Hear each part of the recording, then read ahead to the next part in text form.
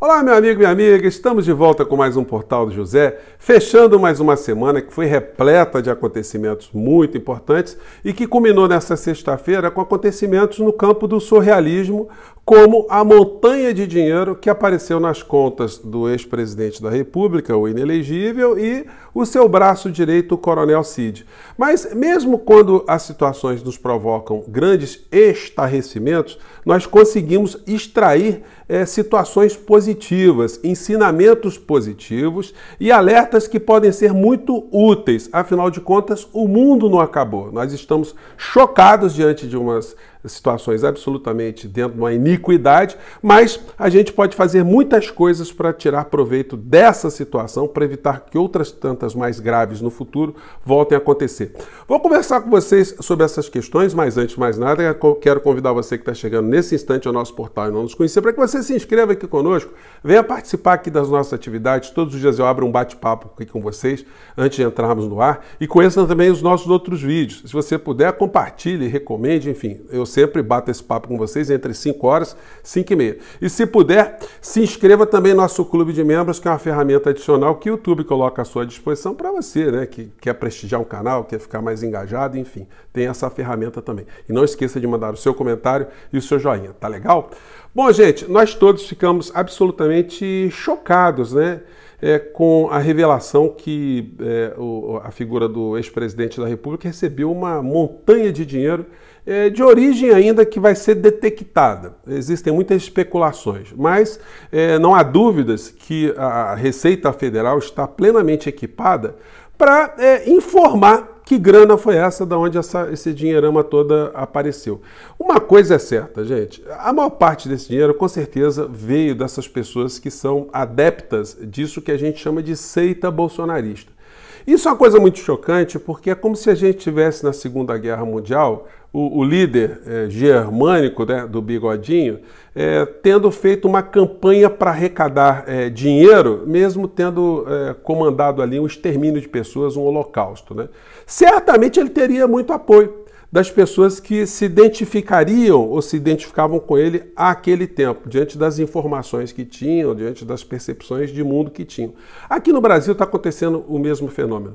Para nós é muito chocante saber que pessoas que vivenciaram o que nós vivenciamos aqui no nosso país e que estiveram diante de um chefe de Estado que comandou aqui a administração pública, não para salvar o povo brasileiro, mas simplesmente com uma indiferença total, o que acarretou resultado morte, e mais do que a indiferença, comportamentos que estimulavam as pessoas a se contaminarem, as pessoas a expandirem a doença por todos os lados, por uma única e exclusiva preocupação com ele. A figura do inelegível não estava preocupado se os seus eleitores fossem morrer. Aliás, nas cidades onde ele foi mais bem votado foram as cidades mais negacionistas, onde morreram mais pessoas. Mas morreram muitas pessoas que não se identificavam com a figura. Além da tragédia humanitária que nós vivenciamos aqui no nosso país, com a cobertura, né, com a cumplicidade dos grandes veículos de comunicação. Eu gosto de sublinhar isso aqui com vocês, porque se você sabe que a figura do presidente, do ex-presidente, é quem é porque você foi pesquisar por conta própria,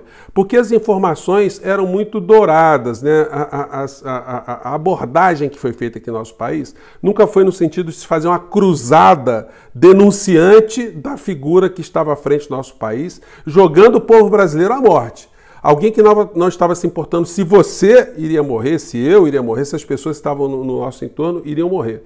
Então foi uma coisa muito grave. Então é muito chocante ver que pessoas, quando depositam dinheiro na conta de um assassino consciente, é porque essas pessoas se coadunaram com esse tipo de situação. Mas até que nível essas pessoas estavam despertas, né, para esse tipo de realidade? Bom, a figura do inelegível, ele sabia, ele fez tudo de modo pensado, porque quando a gente vê essa notícia aqui de hoje, Planalto sob Bolsonaro escondeu projeções de casos e mortes na pandemia.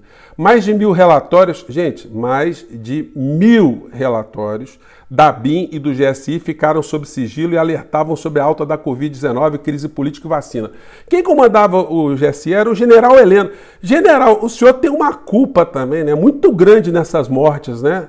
O senhor dorme tranquilo? As pessoas que estavam ali no GSI dormem tranquilas? Pois bem, enfim, mas todos foram cúmplices, né, nesse período hediondo que nós tivemos aqui no nosso país. Bom, e aí, gente, está se dando mais foco a esse aspecto, né? Bolsonaro recebeu 17 milhões via Pix neste ano. Isso denota uma corrosão moral muito grande, né? Isso que causou tanta espécie em todos nós, né? Como é que alguém faz desse mecanismo uma coisa natural? Eu disse aqui para vocês que o Bolsonaro jamais faria qualquer tipo de declaração de transparência.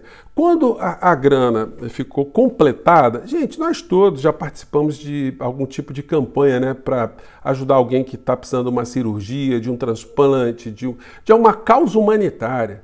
E as pessoas que estão comandando essas arrecadações sempre prestam contas e quando a grana chega, elas agradecem, elas fazem uma série de menções. No entanto, a figura tão inescrupulosa, o líder desse clã, absolutamente corroído, corrompido, ele simplesmente ficou calado para receber mais dinheiro. Se bobear, ainda continuou a receber recentemente dinheiro, mesmo já tendo grana suficiente para poder fazer frente às condenações de crimes que ele cometeu contra a saúde pública, contra o povo brasileiro. Então, gente, essas situações muito dramáticas, quando a gente tem condição de conversar com alguém que ainda consegue escutar, a gente tem que perguntar para essas pessoas, né? Elas foram cúmplices desses homicídios aqui no nosso país e nós devemos achar que isso é natural, isso não é para a gente combater mais, não é para a gente tocar mais nesse assunto, o que passou, passou. Não, gente, vamos seguir. A gente tem que ter compromisso, né? E, sobretudo com as pessoas que morreram, que a gente conhecia, que a gente amava, pessoas muito próximas. A gente não pode achar que isso foi normal, e não foi normal mesmo, né? Bom, e os filhotes vão publicando coisas do gênero. Um assassinato de reputação sem precedentes contra o melhor presidente que o Brasil já teve. Só assim, ele está reclamando, né, que estão tentando assassinar a reputação do Bolsonaro. O que está assassinando a reputação do Bolsonaro? Primeiro de tudo é o seguinte, para assassinar uma reputação tem que ter uma reputação para ser assassinada, não é o caso dele. E quem está fazendo isso é simplesmente a democracia, que está expondo a podridão de alguém que estava se locupletando de ter sofrido uma sanção e de não só estar fazendo frente para poder pagar o custo, né, dos seus crimes, mas também tirou proveito dessa situação. Gente, é uma situação muito infame. Enfim, até pessoas do campo da direita, né, estão incomodadas com isso, né? O senhor Abraham Weintraub, que acompanha sempre o nosso portal aqui também, né? Enfim, ele escreveu aqui no tweet dele: será que um coronel do exército, filho de um general, aceitaria ser o laranja de um capitão? Será que esse dinheiro é fruto de corrupção e parte desse dinheiro foi roubado do MEC? É esse o exército de Caxias? Gente, olha, ele deve ter informação, tá? Quando ele coloca o Ministério da Educação no meio dessa história, isso aí, em breve, o senhor Weintraub tem que ser chamado para dizer se ele sabe alguma coisa, né?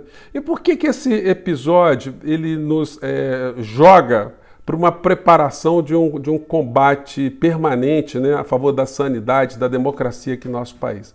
Porque nós estamos diante desse tipo de realidade aqui. 52% acham que o Brasil corre risco de virar comunista. E 42% discordam, diz Datafolha. 36% avaliam que ditadura trouxe benefícios para o Brasil. 48% não. Então, gente, quando nós temos uma sociedade com esse grau de intoxicação, nós não devemos desguarnecer, né? Em função desses fatos, nós devemos ter uma ação concreta para combater esse tipo de bolha que se criou no nosso país, uma bolha muito nociva. E aí eu tenho chamado a atenção de vocês sempre, né, que é fundamental que um líder político, no nosso caso, o presidente da República que nós elegemos, que ele se manifeste, né? Como eu disse para vocês aqui, isso aqui está uma matéria no jornal o Globo, o título é esse aqui, vocês estão vendo. Matéria de página inteira. Matéria elogiosa do O Globo, né? A gente tem que ficar sempre com o pé atrás. Live do Lula, o momento da descontração planejada. Apesar da informalidade do presidente nas transmissões de terça-feira, ele usa o bate-papo para tentar pautar o debate nacional e disputar espaços nas redes sociais. Aqui é uma matéria muito grande, cheia de detalhes. Aí eu pergunto para você, meu querido amigo e amiga, você acompanha as lives do presidente da República? Está funcionando a comunicação para esse propósito de enfrentar essa insanidade toda? Está funcionando? Você tem ideia quantas pessoas estão assistindo as lives do presidente da República, que teve mais de 60 milhões de votos? Pois bem, eu convido você a entrar aqui no canal do presidente da República e você vai ver que na sua última live de 8 horas da manhã, na terça-feira passada, até o momento que eu estou conversando com vocês, tem apenas 64 mil visualizações. É só você fazer o exercício por você mesmo. Você está acompanhando, você está vendo as redes replicarem as lives do presidente da República, aquilo que ele está falando está repercutindo, tá bem organizado esse troço, o horário está bom, está atingindo o objetivo. Então, gente, não é pouca coisa a gente ter que fazer críticas nesse segmento, porque senão a gente vai ter surpresas muito desagradáveis. A gente tem que combater essa falsidade, essa intoxicação que parcela da sociedade brasileira foi acometida, porque senão nós vamos ter surpresas desagradáveis. É o que a gente começa a ver nas primeiras pesquisas para as principais capitais aqui no nosso país. Gente, vocês sabem quem é que está liderando pesquisa lá em Belo Horizonte para a prefeitura? É ele, o Nicole. O Nicole está liderando. Em segundo lugar vem o senhor Engler, né, que é bolsonarista também. Então nós vamos deixar isso acontecer, isso é natural que essas pessoas que se cristalizaram nessa insanidade política, né, ideológica, que essas figuras virem referências e passem a ter mais poder político aqui no nosso país. Então, esse episódio que foi revelado agora, de milhares de pessoas dando dinheiro para alguém que cometeu crimes para poder fazer frente ao pagamento das multas, das sanções, isso nos mostra como nós temos uma parcela da sociedade que precisa ser esclarecida, precisa ser enfrentada, precisa ser conversada, precisa ser debatida.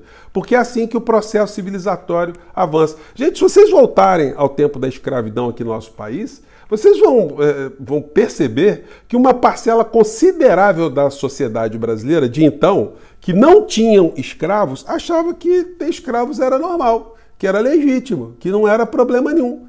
Então, isso não aconteceu, um processo de opressão aqui no nosso país, sem que uma parcela da sociedade estivesse acumpliciada.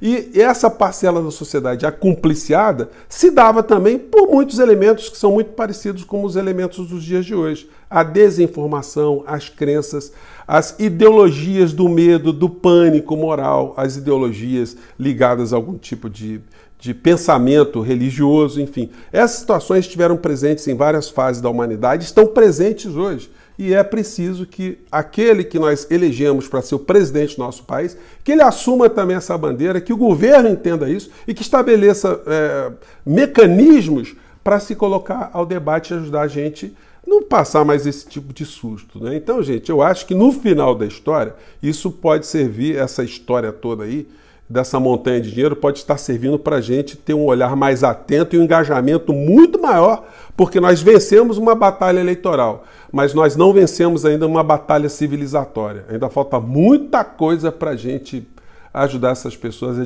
despertarem dessa fraude, desses espertalhões, desses corruptos, né, políticos que nós temos aqui no nosso país, tá bom? Eu fico por aqui, gente. Lembrando mais uma vez, não esqueça de votar no nosso portal Pro IBEST, tá bom? Estamos lá na frente. Mais uma vez, muito obrigado e até o nosso próximo encontro, tá bom? Tchau!